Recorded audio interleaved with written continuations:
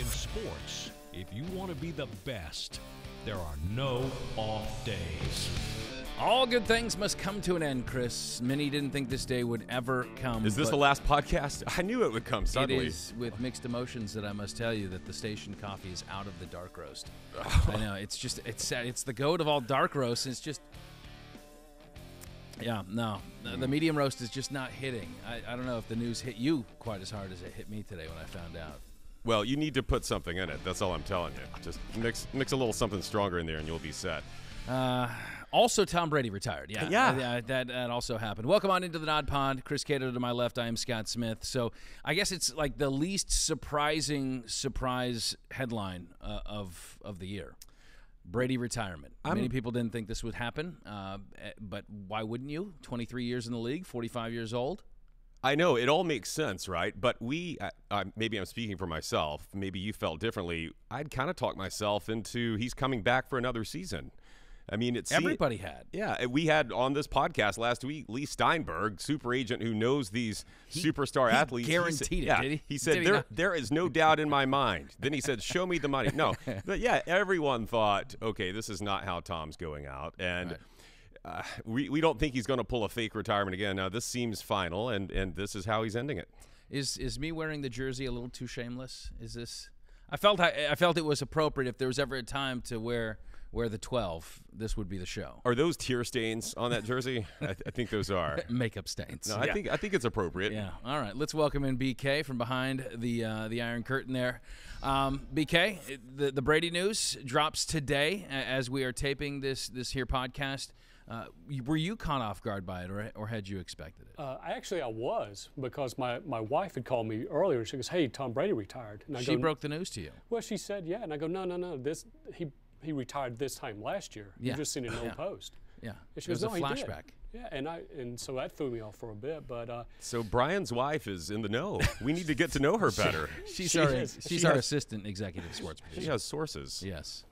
But, so it is. It's this to the date last year when he made the announcement that he was retiring, and of course that with much fanfare. This was much more subdued. It was a selfie video that he took on the beach, and he got a little choked up as he made the short and to the point announcement.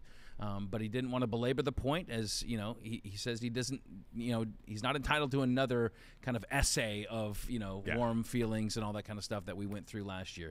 So he was mindful of that, but he was right to the point. It seemed like he was a man settled on his conviction. Yeah, no, he looked convinced, and like you said, was emotional. I wonder if, and again, we've seen an outpouring of reaction from other people in the sports world, but I wonder if some people who congratulated him last year kind of pulled back on their congratulations this year too, and even those who may have bought a couple weeks. Those who may have bought him retirement gifts, like they don't have to get him anything else now, right? Yeah. No, I think that one holds. Yeah. Remember that watch last year? Unless he sent it back, then maybe, I don't know. But it puts us in a different mindset now with everything that's going to happen in this NFL offseason. Part of the puzzle we were looking at was trying to figure out where Brady is going to go. We didn't think he was coming back to Tampa, but now that one's off the table. Yep. And what does it create for the Bucs?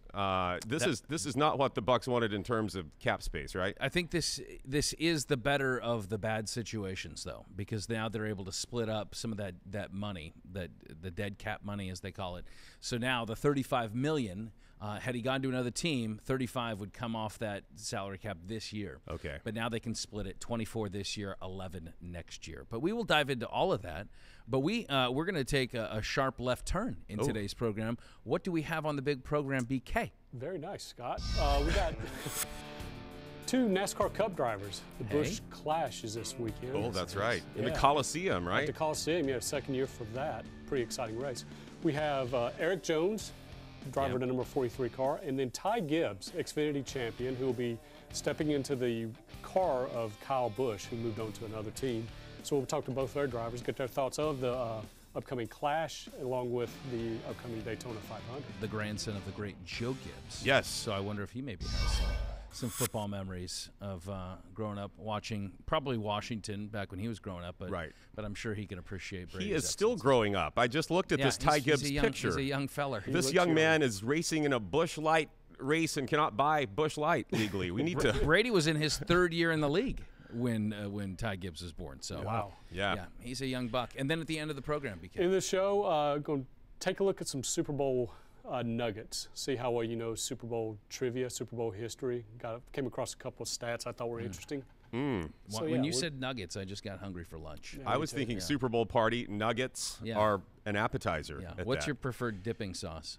Oh, I'm a buffalo sauce. I want the Really? buffalo dip. Yeah, I'm a hot guy. I want the hot sauce. Nuggets and buffalo Yeah, sauce. I just had it for lunch today. The Publix. You ever get the Publix? I eat like a 12-year-old. yeah. I eat the Publix nuggets. Oh, by the way, I met a Publix employee who listens to this podcast. Hi, Lacey, if you're out there. Lacey. Yeah. All right. Very good. Works in the deli. Very nice. So anyway, yeah, I like the buffalo. What about you? I'm more of a ketchup guy, just straight ketchup. Ketchup or ranch. Maybe you eat like a 12-year-old. Maybe a little. Well, hey, Chick-fil-A sauce is actually my number one. That's where you go. I don't know what category that falls into. Okay, BK. Very good. We are looking forward to catch up with you at the end of the program. If you are listening and you want to watch, go to fox13news.com/nodpod. If you're watching and you want to listen or subscribe, take out your phone, zap the QR code in the bottom right-hand corner of your screen. You can visit the show page. And much like a heart-stopping fourth-quarter comeback orchestrated by the GOAT or a confetti-falling Super Bowl win, we promise our podcast catalog will leave you rejoicing with exuberance, Chris. Or perhaps just leave you wondering when we're going to retire. It is the Nod Pod. Like and subscribe. 5-star ratings are always appreciated. So, as mentioned off the top of the show, of course, Brady retires. 23 years in the league. All the records. Super Bowls, 7 of them. He embodied athletic greatness, professionalism, commitment, competitiveness, and certainly longevity. But that longevity now comes to a close. It is over. I do believe that had he wanted to play another year, that there would be suitors out there and that he could have done it. So in some ways, though 2022 was not the way he wanted to go out, from a athletic ability standpoint and the desire for him to be a quarterback from other teams, I think he did go out the way he wanted to go. There's a veiled mystery of what Brady could have been with a different team, and maybe a team that was fit to win a Super Bowl, a team much like the San Francisco 49ers, who are now kind of in a little bit of a conundrum with Brock Purdy now needing a ligament repair in his throwing arm. So I think in some ways it is appropriate. It's hard to write that script, though. It's hard for a guy that has done as much as he has earned the nickname of GOAT, that you expect him to just ride off on that white horse into the sunset and, after a Super Bowl win. And that wasn't it, because we realized what Brady wrestles with most of all is that competitive fire. Like, he just wants to compete. He loves the game. He loves being in the locker room. He loves the friendships, the camaraderie, stuff that you really can only experience on the athletic field, or at least from his life experience. It's addictive. It's an addiction, right? Yeah. So I think that's the thing that's hard for him to probably process, or he has been processing for, it seems quite some time. I wish, as a fan of his, I almost wish and I wonder if he regrets in any way. I'm sure ultimately he's glad he did come back for this 23rd season, but I do wonder if he has regrets about it. I would love for the way he ended the 2021 season to be the way he ended his career, battling the Rams there in that great playoff game and just never giving up, fighting back, bloodied, and still just giving them everything he had. Then I did feel like there was some drop-off for the first time in his game this year. We talked about that, and it's – but honestly, though, without his ability to engineer those fourth quarter 2-minute comebacks, the Bucks would have won like 3 or 4 games this year. So he still had that, but I did think we started to see Father Time win. And you're right, he would have had suitors and out people there. said that, though, several times while he was still in New England as well, that they weren't quite sure when he came to the Bucs. I mean, at 43 years old, he was not coming off a great season with the Patriots, and people wondered if he still had any gas left in the tank, and he showed that he did. So I don't know. I'd be hard pressed to say that he couldn't do it at 46 or coming back next season. But we will not know, and I think that's part of the mystery of Tom Brady. But I mean, he gave us 23 great years and a lot of great memories. And I know the folks up in Boston certainly appreciated what he poured in for 2 decades up there. And then here in Tampa Bay, he left. I mean, I think the 3 best years in this Bucs franchise's history. 3 straight trips to the playoffs. I believe it had been a dozen years before they had made the playoffs prior to. and got them another Lombardi Trophy. I mean, my favorite memory of Tom Brady is not one that's on the field, but it's the boat parade. You know, Yeah. it's the throwing of the Lombardi Trophy over to Cameron Brate.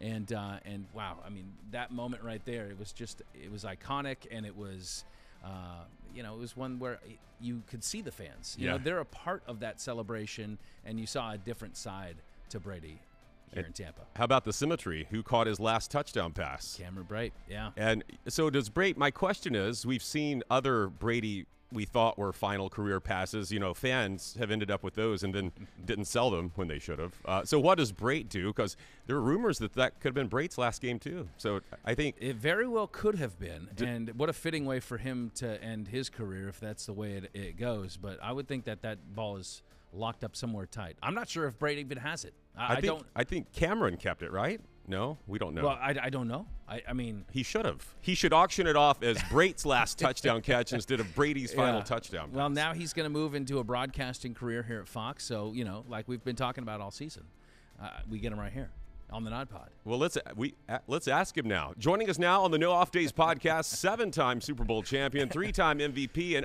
what, no, BK? We don't have him. The Zoom failed. Is that what happened? Oh, great. That would have been. What a coup for us that would have been. So do you think he's going to make an appearance at the Super Bowl coverage? I think he makes an appearance. I don't think, he's not shoving Greg Olsen out of the picture right away, but I think they'll build him into the broadcast. They should, right? Yeah, no, absolutely. You use the biggest stage to lay out your your biggest acquisition. And so I think that they will do that. I think it'll be a very Brady-friendly type of environment, whatever that is that he steps into as an introduction. But yeah, that'll be neat to see, and I think he's going to be a great broadcaster. And he's given over the years, the media kind of gets these like milquetoast answers a lot of times. Like it's very bland. He's not going into exceptional depth, but we obviously know that the guy knows the game better than anybody, and so I think he's going to be able to provide an insight that will be valuable to Fox viewers. And he's committed to grinding and working to be the best at whatever he does. So, yeah, I think we're going to see one of the best to ever call NFL games coming into the future here. So a couple other notes around the NFL. Of course, the Super Bowl is set, and it's Chiefs, Eagles. It's the 2-1 seeds. It's the two favorites, and I guess it's appropriate. A little disappointing how the NFC Championship game went last week with the Niners obviously not able to put their best foot forward, not having Brock Purdy able to throw a ball in that game. I mean, and then Josh Johnson gets out there, and he gets injured as well. It kind of makes you wish that the NFL would amend its policy when it comes to active players on game day, much like the NHL does with their e-bug, their emergency backup goalie. It's a guy that he's kind of just a beer leaguer. He's played hockey. He knows what he's doing. He's a goalie, but he's available. Yeah. In a pinch, because there's not a position that's more valuable, of course, to an NFL team than its quarterback. Touching the ball every offensive position, every offensive play, and so that would be nice. In fact, at the Edmonton Oilers just last week, they used the e-bug. They used an e-bug, and that gentleman came away with maybe the greatest stat line ever. I mean, he was 100% on goals against, and what an honor it would be to be an e-bug, and if you did have that in the NFL, like maybe you were I don't know, a really good college quarterback didn't get drafted, right? Or maybe you're. Well, I mean, they already have a handful of quarterbacks. Practice, guys like Ryan Griffin or Kyle Trask, guys that normally aren't active on game day. But every team has a practice squad quarterback, something like that. I'd rather be a fan pulled out of the stands. I think we all think we could do it. Like instead of the kiss cam, you have the emergency quarterback cam, and whatever fan the camera lands on, you've got to suit up and go play for your team. That could be interesting. Speaking of seeing just the average schmo being thrust into the limelight, have you seen it's like this, I don't know if you call it a meme or what it is, but there is like a TikTok trend or Twitter trend, whatever that's going on, that says pure TMZ, Margot Robbie, the actress, is dating, and then it's like fill in the blank with the most obscure, like random professional athlete that you've ever heard of. Yeah. Have you seen these? I have, yes. Only because you brought them to my attention. They're hilarious. I'm older, Scott. I don't follow the TikToks. Sometimes I have to have people tell me what's going on in the world. But once I dove in, these are hilarious. I mean, you got a whole cast of people here that, what do we have? Just kind of a lot of C-League sports stars, like Isaiah Kiner Falefa is dating Margot Robbie. Yeah. Well, my favorite, they had some local ties. Coke Keefe Yeah. Kokeith, Bucks tight end. the rookie tight end. So apparently he was dating Margot Robbie, which he retweeted and said, "Oh, word." That was his response. Ji-Man Choi. Yes. And then I thought the most fitting that it would make a lot of sense is Manuel Margot, who plays for the Rays, because then she would be Margot. You get Margot. And I think that. And then I knew something was fishy when I saw the mascot of the Philadelphia Flyers, Gritty. That Gritty was dating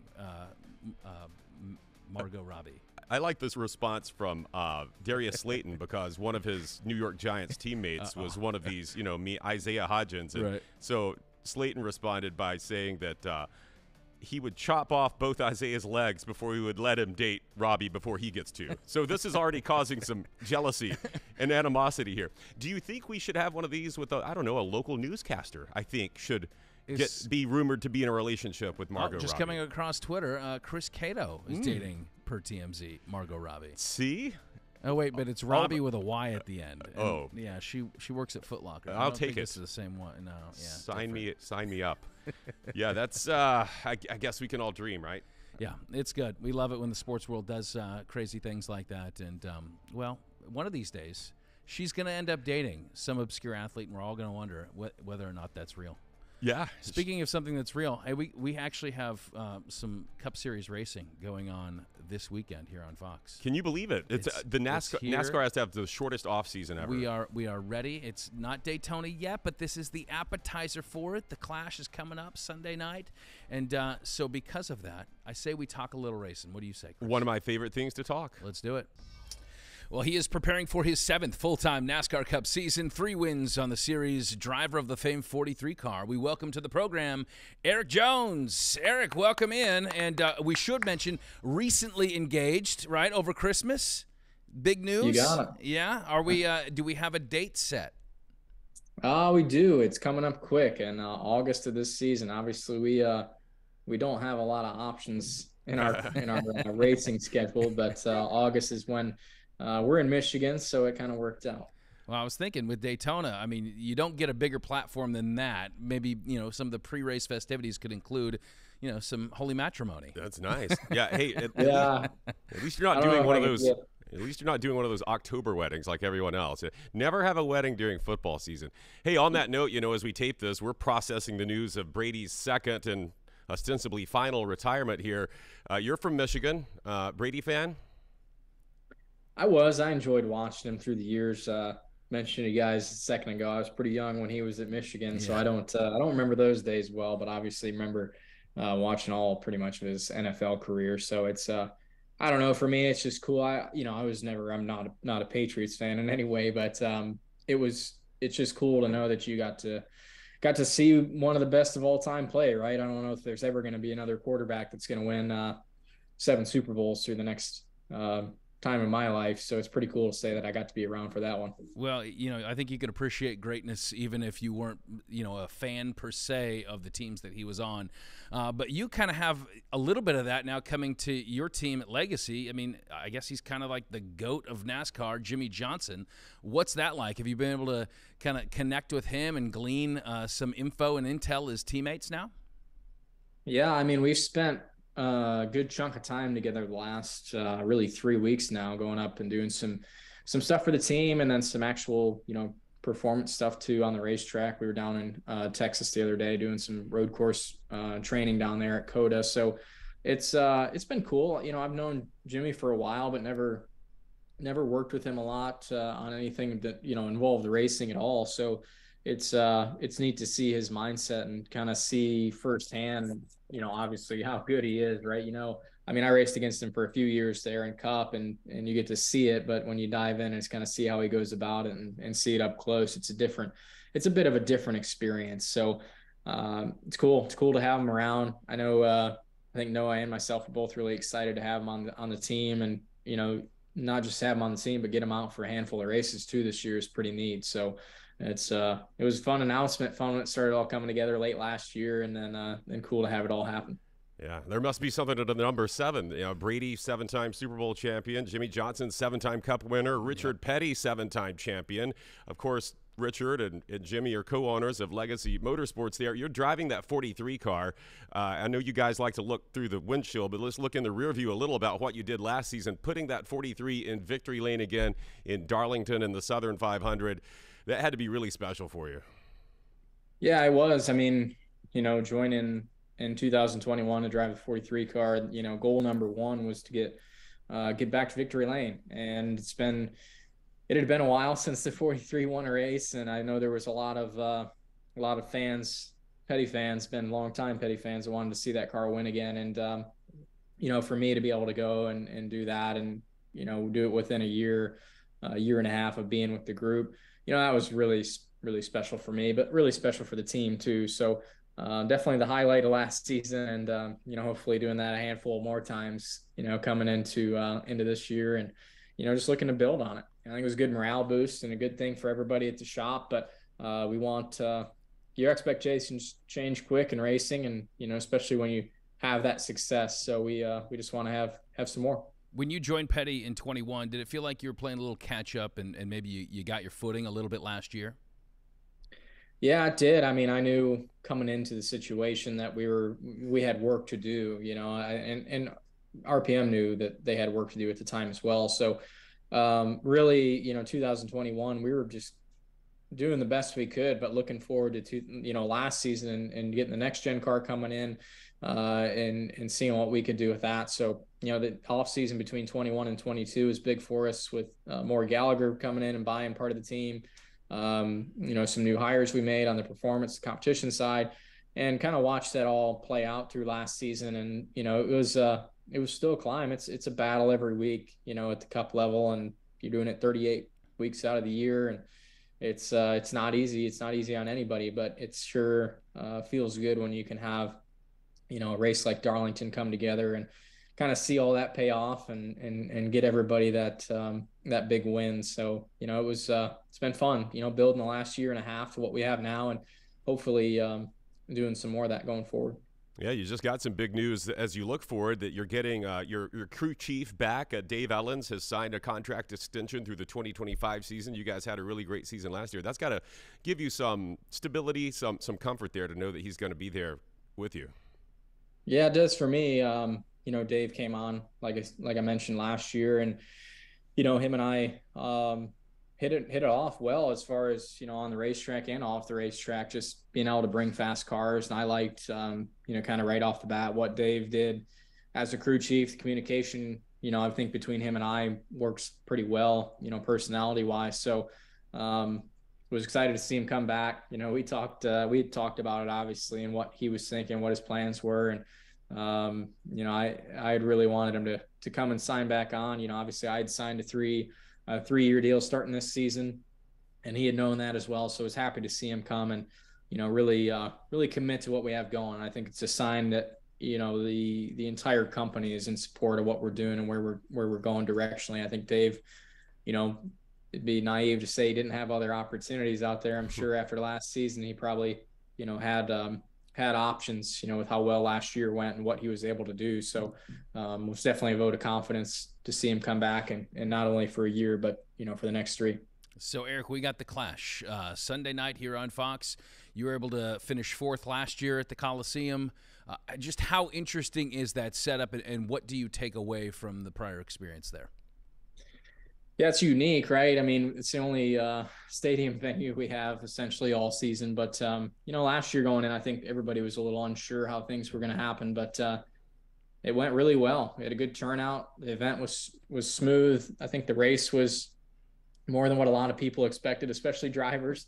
So I think everybody's excited to come back and do it again. There was, no hesitation for me trying to do it 2 years in a row. And, it's a good way to kick off the year. It's definitely different than what we've done the last, way longer than I've been around, but it's definitely a neat way to do it, and kind of opened up a lot of different doors for us, I think, in the sport as far as stadium venues and what we can do. And, I didn't think any of us were sure we could build a track in that short amount of time, let the pavement cure and be comfortable with it. So that was neat to see it all work out. And I'm excited, for the future to see maybe more of those events like that, and if it's possible to do it at other venues. It'll go from the tiniest track to the Daytona 500 before you know it. We know that you got your first win at the Coke Zero years ago, and man, 500 right around the corner. We wish you the best of luck this season. And we know you're a Lions fan, as a true Michigan man, and I'm thinking that they're probably going to be in for a special 2023 as well.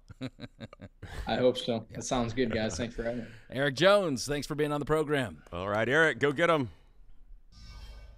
Well, Erik was great, wasn't he, Chris?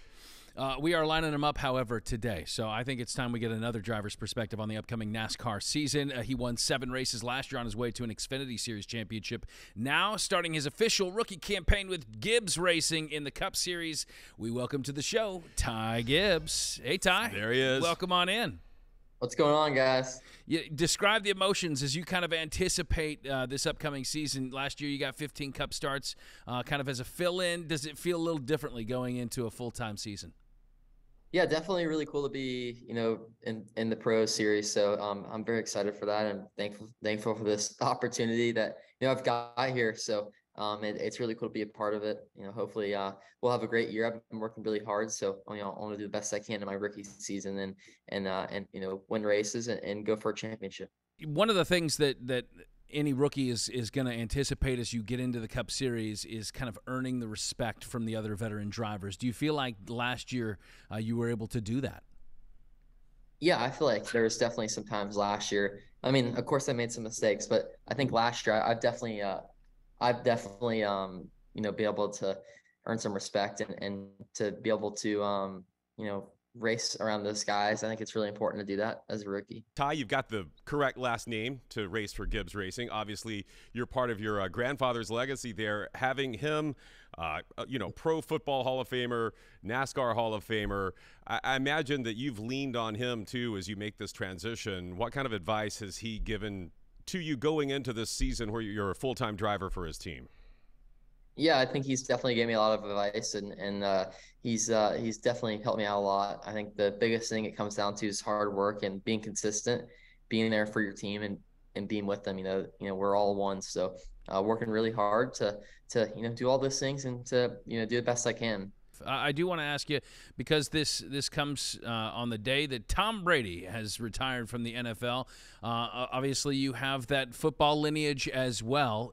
Were you a football fan growing up? Do you have memories of the great Tom Brady out there on the football field?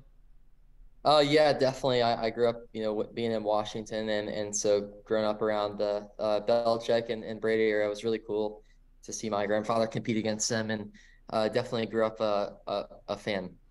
Well, you have won at every stage throughout your young racing career, starting with the ARCA Series Championship, then you move on to Xfinity. You win that last year after winning 7 races there. And so as you go into your first full-time Cup Series season here, a championship obviously is the ultimate goal, and you really don't have to look too far in the past to see guys having success. We saw Austin Cindric win at Daytona last year.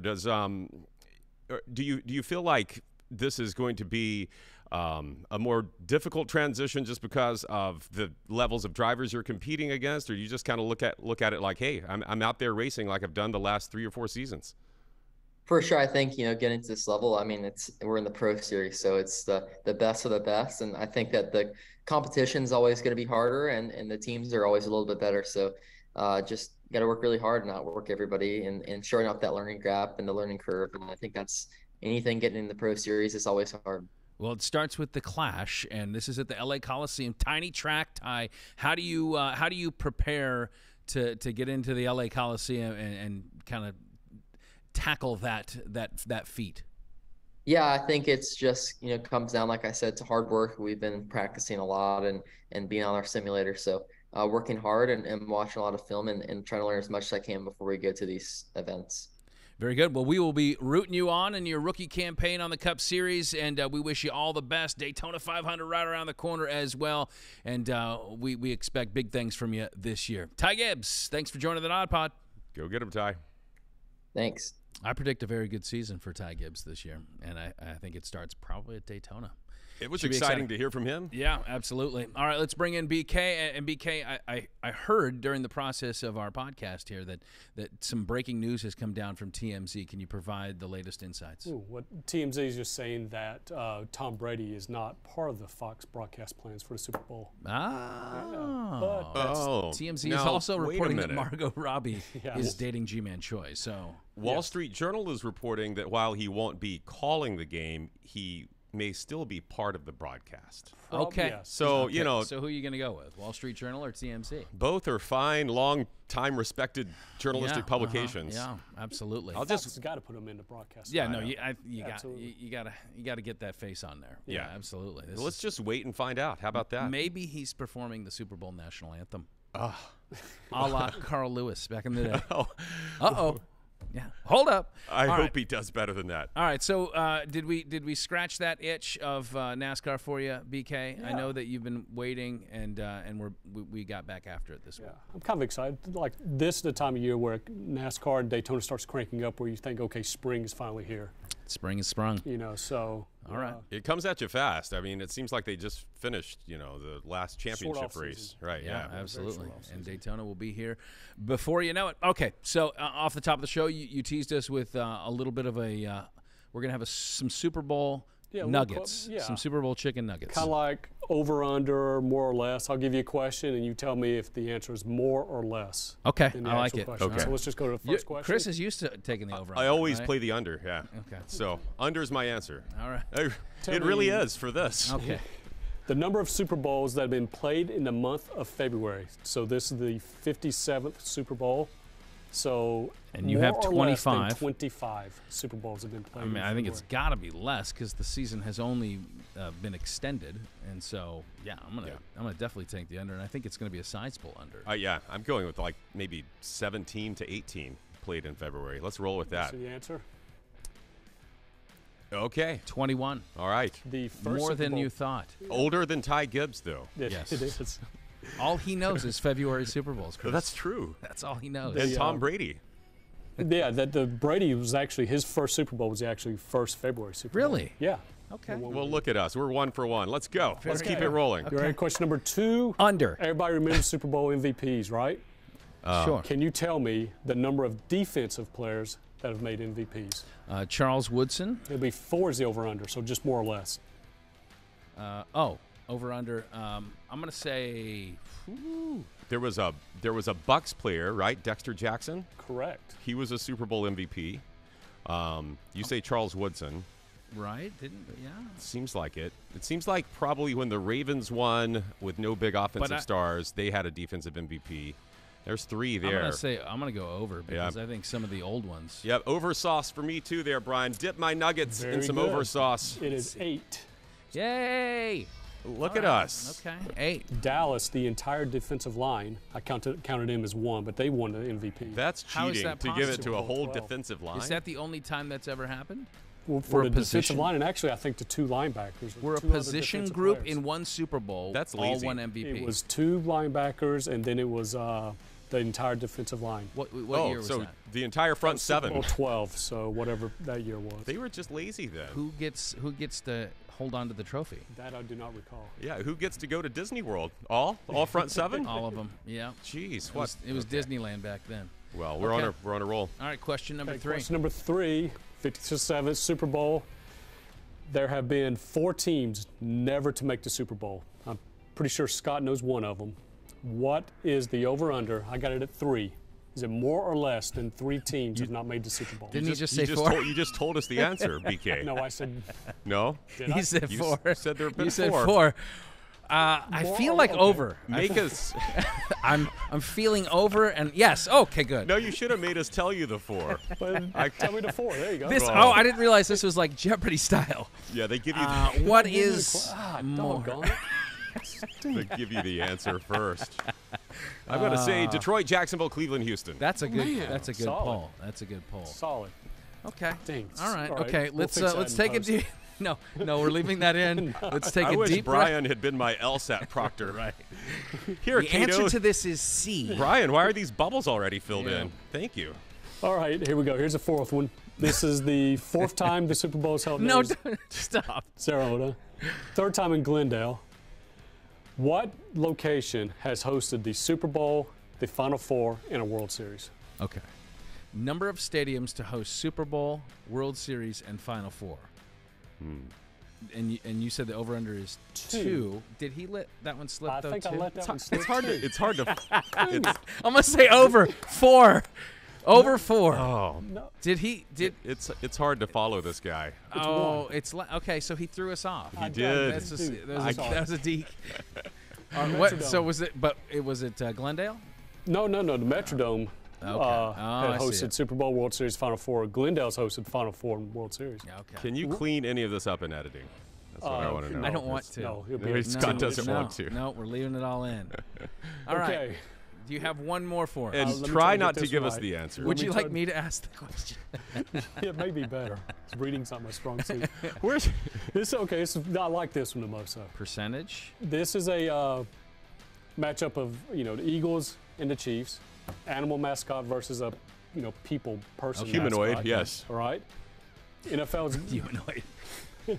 I'm annoyed by. What's the that percentage human. of Super Bowl winners that a mascot has been a person?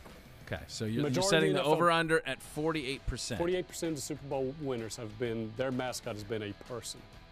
48 seems. Now keep in mind that NFL teams, majority of them are animal mascots. Correct. Yes, but So when you percentage- consider how many Patriots Super Bowls have been won by, you would assume a Patriot is a human. Correct. Yeah, I still think. So it's- then you've got Chiefs have won one, right? Chiefs have won. Just one. Patriots have won a gob of them. Washington, under the name that shall not be named, they have won. Let's see. The Cowboys have won. Cowboys have won a handful. A Viking has a Viking won a Super Bowl. Minnesota's Yeah. never won a Okay. Super Bowl. Well, we had that previous question on there. I tried to block that out. Yeah. So I'm gonna say, just based on that short list, I'm gonna take the over. Yeah. Mascot is a person. You got it at 48%. I'm going. I'm gonna go 52%. Yeah, I'm going to go. I want to say over 2, and just barely. So because 48 seems arbitrary. 49%. You're reading way too much. It's go ahead. It's 64% No. of the winners. Good. When the Super Bowl is matched up between people mascot, I guess, and an animal mascot, the people are 22-6. That's just Take That's that, insane. animals. Yes. That's just That's mean, the go food to chain Vegas. right there. Yeah. Put some money on KC, and you'll be set. Good. Okay. I Man, was a that little was- bit worried of an animal uprising, but I'm glad that Right. there is some order in the NFL. A kingdom. 49er. That's a person, right? Indeed. Yeah. A Raider. Indeed. A Raider. A Raider. Those are kind of subhumans. They're very rude. Yeah. Yeah. Well, they don't have Buccaneer. their manners together, but I still Buccaneers also kind of rude. Not a great example of a human, Yeah. but a feisty think, mascot. what is the animal mascot that's won the most Super Bowls? Oh, that's a great question. That's a great question. Animal mascot that's won the most Dolphins. Super Bowls. No. Dolphins. Can't be a dolphin. It's got to be. Most. You got the No. Eagles have won 2. Dolphins have won 3. This Then you is- got the Bears. Bears have won, I think, just 2, One. right? The No, they have Eagles 2. have They have only one one. under Lovey, and then right. And then the Colts. No, they lost that one at the Colts won 1. A Broncos. a Packer's a human, Broncos isn't won it? 2. Isn't a Packer? You're Packer's a a meat packer. human. So yeah, gosh, don't pick an animal mascot. I guess is the lesson here. Yeah. Right. So yeah, go to KC, man. Put money All on KC. Okay, next week. very good. Sorry about that, guys. I was No, just- no. It's perfect. It's absolutely perfect. Maybe an animal could have run this segment a little bit better. I though. think Look, this is everything kidding. the people, the viewers, the listeners of NodPod. This is exactly what they expect. Yeah, They're happy great. with this. They know. They know. All right, very good. All right, to Thanks, watch full-length episodes of this here podcast, unedited too, head to fox13news.com/nodpod. That QR code on the bottom right-hand corner of the screen. You can zap it with the camera function in your phone. Subscribe on iTunes, Google Play, Spotify, Stitcher. Get us every week in audio form. And, of course, you can find the show on all the social channels as well as the TV. Yeah. The tube. Sunday nights here in Tampa, Saturday nights in Orlando. What? Wait, we're are in Orlando, too? We are statewide, my friend. Say hi to everybody in Orlando. Watch out, Mickey. Hi, Orlando. Miami, you're next. Big thanks to Ty Gibbs. Big thanks to Erik Jones. And a happy retirement to Tom Brady. Big thanks to our crew as well. Chris BK, our production staff. Until the next time we are on, there are no off days.